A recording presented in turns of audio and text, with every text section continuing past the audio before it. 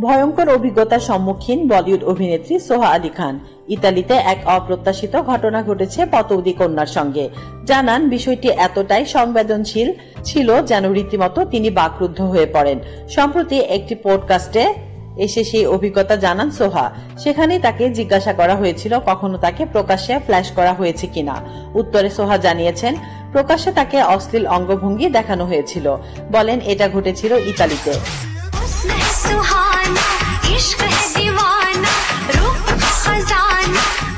স্পষ্টতই এটি প্রায়ই ঘটে, আর সেটি ঘটেছিল প্রকাশ্যে দিবালোকেই। এই ঘটনায় এরকম বাকরুদ্ধ হয়ে পড়েন অভিনেত্রী।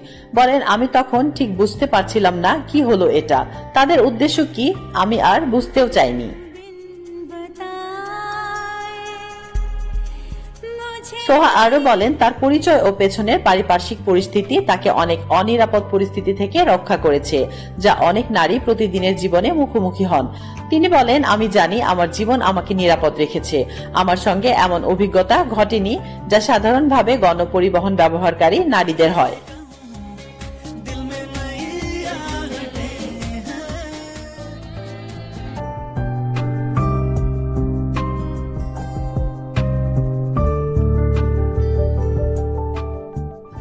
তাসলিম আক্তার শিমু, SBS বাংলা।